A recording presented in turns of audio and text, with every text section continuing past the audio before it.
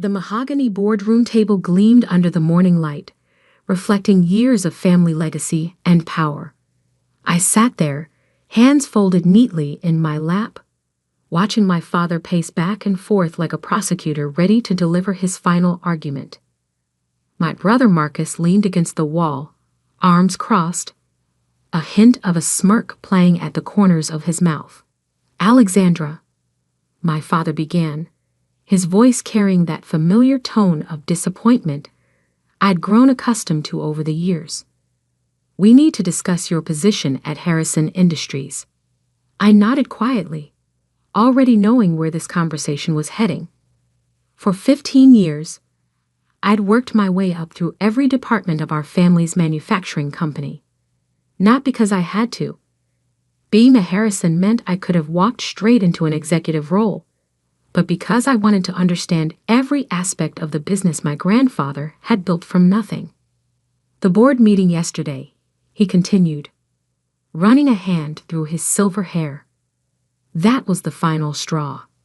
"Ah, yes, the board meeting, where I'd suggested implementing a profit-sharing program for our factory workers and investing in sustainable manufacturing practices, where I'd presented data showing how employee satisfaction directly correlated with productivity and innovation, where I'd dared to challenge the old guard's perspective on what made a business successful."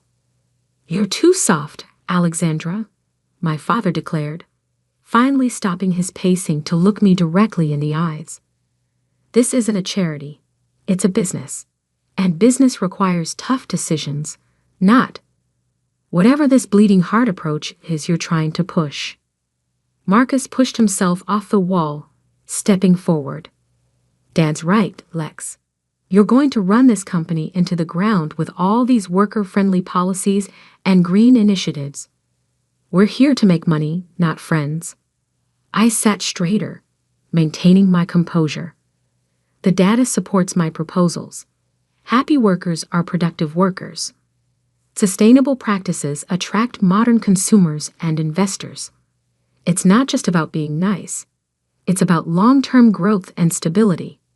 My father slammed his hand on the table, making the water glasses rattle. "Enough. I've made my decision. You're fired, Alexandra. Come back when you learn what it really takes to run a business, when you develop some backbone." The words hung in the air like smoke, acrid and suffocating. I should have felt devastated, should have argued, pleaded, fought back. Instead, I felt something else entirely: relief. What they didn't know, what none of them had bothered to discover, was that I'd been preparing for this moment for years. While they were busy dismissing my ideas as soft and naive, I'd been building something of my own, something that would change everything. I stood up slowly, smoothing my charcoal gray skirt. "I understand," I said calmly. "I'll have my office cleared by end of day." My father's brow furrowed, clearly thrown by my lack of resistance. "That's it? No argument?" "No argument," I confirmed, picking up my leather portfolio. "You've made yourself clear." Marcus laughed, the sound sharp and mocking. "See, Dad, too soft to even fight for her position. Maybe this will finally teach her how the real world works." I walked to the door, then paused, turning back one last time. "Thank you for the opportunity," I said quietly, "and good luck." They didn't understand the weight of those words. Not yet. But they would. As I packed my office that afternoon, carefully placing 15 years of memories into cardboard boxes, I thought about the journey that had led me here. About the nights I'd spent studying market trends while my colleagues partied. About the quiet investments I'd made, the connections I'd built, the foundation I'd laid while everyone assumed I was just playing at business. My assistant, Sarah, stood in the doorway, tears in her eyes. "I can't believe they're doing this to you, after everything you've done for the company." I smiled, placing a framed photo of my grandfather into the last box. "It's okay, Sarah. Really. But your ideas were working, she protested. Productivity is up 30% in departments that implemented your programs. Employee turnover is down. The sustainability initiative has attracted 3 major eco-conscious clients. I know, I said softly. But sometimes people only see what they expect to see. They look at me and see softness where there's actually strategy. They mistake kindness for weakness. Sarah helped me carry the boxes to my car, her silence heady with unasked questions. As I loaded the last one into the trunk, she finally spoke. What will you do now? I closed the trunk, then turned to her with a calm smile. Now I'm going to show them what real business acumen looks like. That evening, as I sat in my home office overlooking the city lights, I opened my laptop and typed out a simple email. To Victor Morrison, subject: Time to move. Victor, the situation we discussed has developed as expected. I'm ready to proceed with Phase 1. Best, Alexander Harrison. Victor's response came within minutes. Are you sure? Once we start, there's no going back. I didn't hesitate. I'm sure. Let's begin. What my father and brother didn't know was that 3 years ago, I'd started quietly building a competing company. Nova Manufacturing had begun as a small operation, but through careful planning and strategic acquisitions, we'd grown into a formidable force in the industry.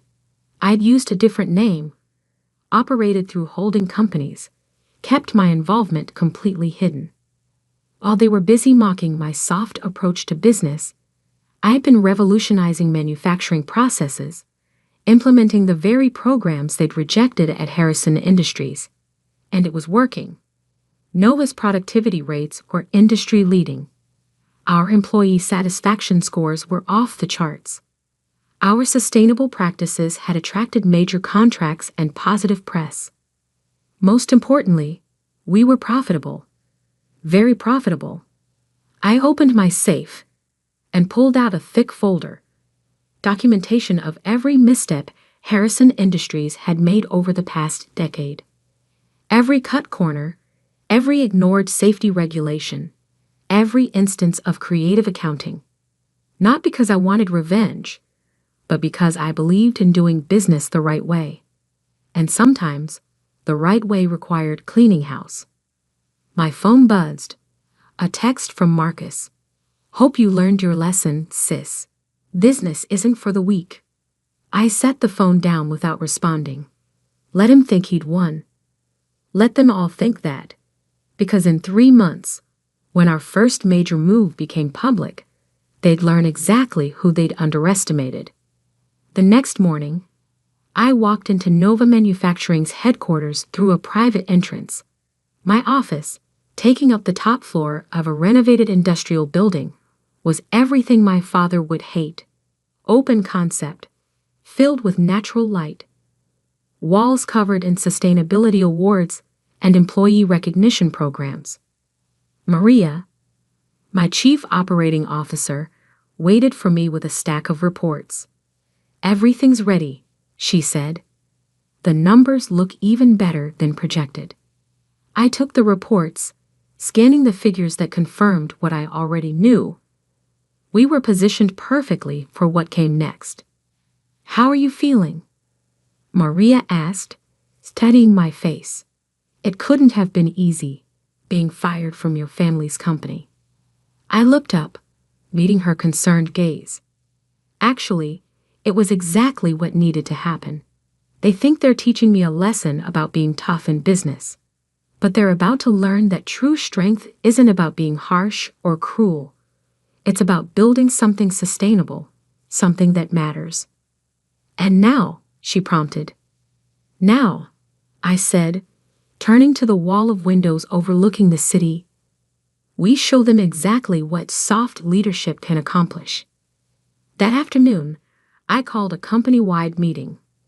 300 employees gathered in our main conference space, not seated in rows like at Harrison Industries, but in collaborative groups around tables. These were people who had chosen to work here, who believed in our vision of what manufacturing could be. As some of you may have heard, I began, standing at the front of the room.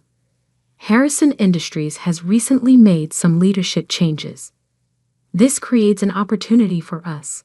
Over the next 3 months, we're going to demonstrate that profitability and responsibility aren't mutually exclusive. That treating people well isn't weakness.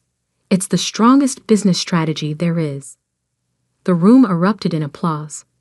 These people knew what we were building here. They believed in it because they lived it every day. After the meeting, I sat alone in my office, looking at an old photo of my grandfather. He built Harrison Industries from nothing, driven by a vision of creating something meaningful. Somewhere along the way, that vision had been lost, replaced by an obsession with short-term profits and power plays. My phone buzzed again. Another text from my father. The board approved your termination unanimously. Remember this lesson. I smiled, thinking about the lessons that were coming. Because while they were busy congratulating themselves on their toughness, I was about to show them what real business innovation looked like. And it would start tomorrow, with phase 1 of a plan 3 years in the making. A plan that would reshape not just Harrison Industries, but the entire industry. They thought they'd fired a soft, naive dreamer. They were about to meet a strategist who'd been playing chess while they were playing checkers. The game was finally beginning. Phase 1 began on a Tuesday morning, exactly 1 week after I had walked out of Harrison Industries.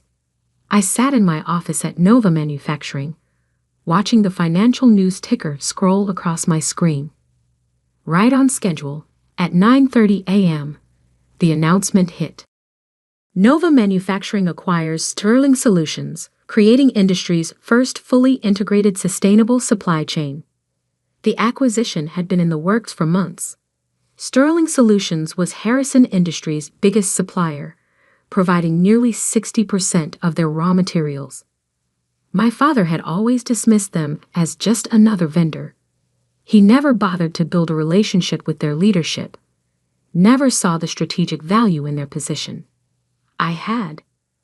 My phone started buzzing immediately. First, a message from Maria. It's done. Sterling's board just signed the final papers. We own controlling interest.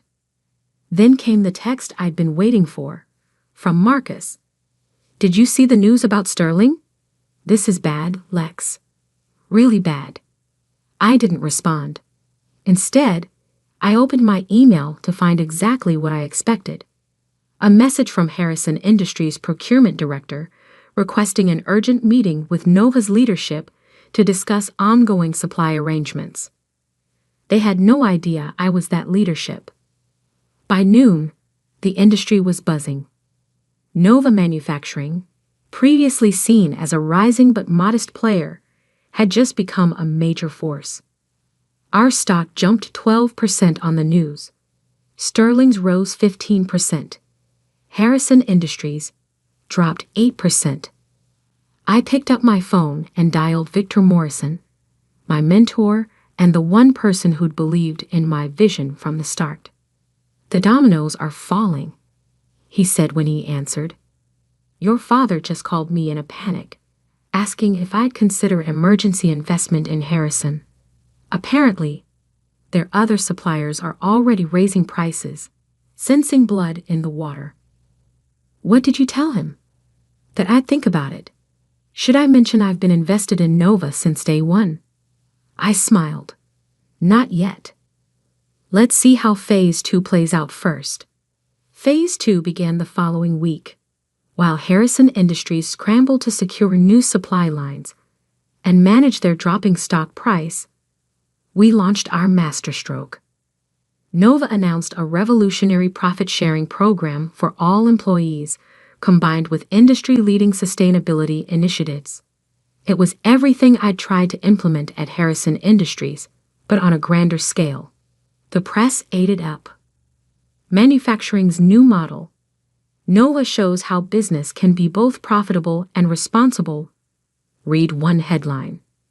The future of industry.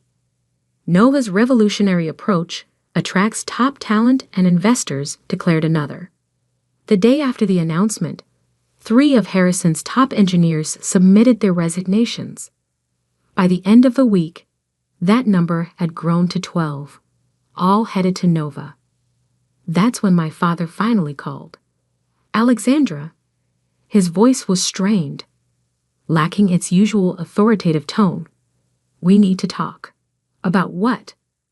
You know damn well about what. This company you're working for, Nova. They're systematically destroying us. I need you to use your connections there. Help us negotiate a reasonable supply agreement with Sterling. I let the silence stretch for a moment. I thought I was too soft for business, Dad. Too naive to understand how things really work. Alexandra, please. This isn't about that. This is about family. No, I said quietly. This is about consequences. About learning that treating people well isn't weakness. That sustainable business isn't just about next quarter's profits. What are you saying? I'm saying that in about an hour, Nova Manufacturing will announce its next acquisition. You might want to prepare the board. I hung up before he could respond. Then I opened my laptop and sent the email I'd been preparing for 3 years. 2. Harrison Industries Board of Directors subject. Acquisition offer. Distinguished board members. Nova Manufacturing hereby offers to acquire Harrison Industries at $42 per share, a 40% premium over current market value. Given recent market developments and supply chain challenges, we believe this represents a generous valuation. I signed it with my full name. Alexandra Harrison, CEO and founder, Nova Manufacturing. The response was nuclear. My phone exploded with messages. From board members, from industry contacts, from employees past and present. But the one that mattered most came from Marcus. It was you. All along, it was you. I texted back a single word. Yes. Within an hour, I was walking into Harrison Industries' boardroom. The same room where, just weeks ago, I'd been fired for being too soft. Now I entered as a conqueror, though that's not how I saw it. I saw myself as a reformer. The board members sat in stunned silence. My father stood at the head of the table, face ashen. Marcus slumped in his chair, looking like someone had just explained that water was actually dry. Hello, everyone, I said calmly, setting my portfolio on the table. Shall we discuss terms? How? My father demanded. How did you do this? I paid attention, I replied. While you were focused on showing everyone how tough you could be, I was building relationships. While you dismissed employee welfare as softness, I was creating a company people actually wanted to work for. While you ignored sustainability as a tree hugger's concern, I was securing contracts with the biggest players in the modern market. I opened my portfolio and began laying out documents. 3 years ago, when you shut down my proposal for employee profit sharing, I started Nova. Every time you dismissed one of my soft ideas, I implemented it there instead. And guess what? It worked. Not just worked, it thrived. The board members were already flipping through the acquisition proposal, their expressions shifting from shock to grudging admiration as they saw the numbers. Your choice is simple, I continued. Accept the offer, and we'll create something remarkable, a company that leads the industry not just in profits, but in innovation and responsibility. Refuse, and watch as your supply costs continue to rise, your talent continues to leave, and your market share continues to shrink. Marcus spoke up, his voice hollow. You planned this, all of it. No, I corrected him. I simply built something better. The fact that it's now in position to acquire Harrison Industries is just poetic justice. My father sank into his chair, looking suddenly old. Why didn't you tell us? Why the secrecy? Would you have listened? I asked quietly.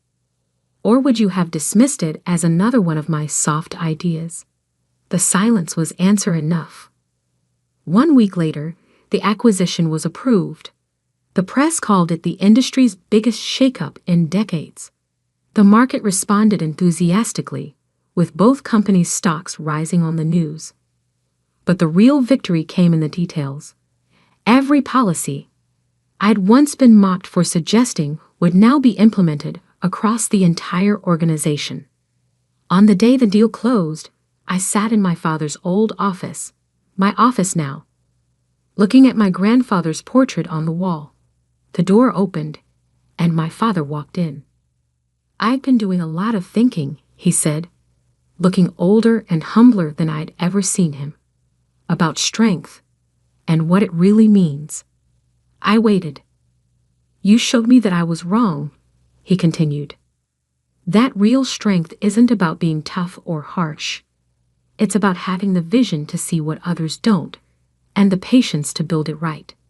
It's about balance," I said softly. "Being firm enough to make hard decisions, but human enough to make the right ones." He nodded slowly.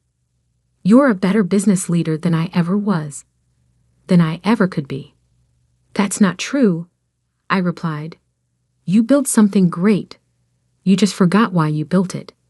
But now we have a chance to remember, and to make it even better." The next morning, I called my first company-wide meeting as CEO of the merged organizations.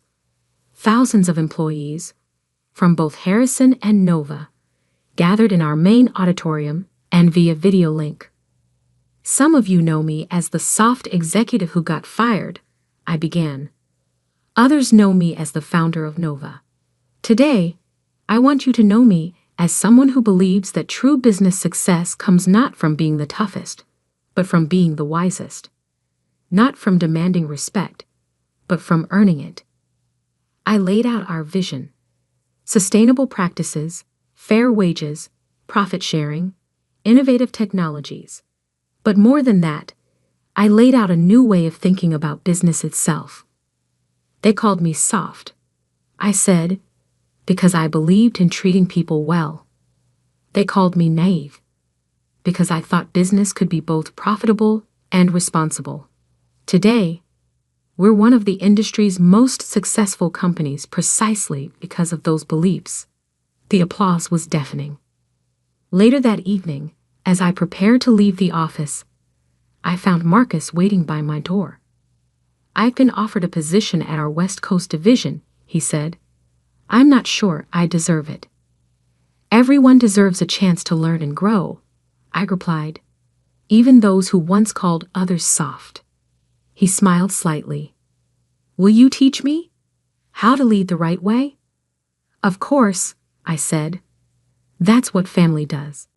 As I drove home that night, I thought about the journey.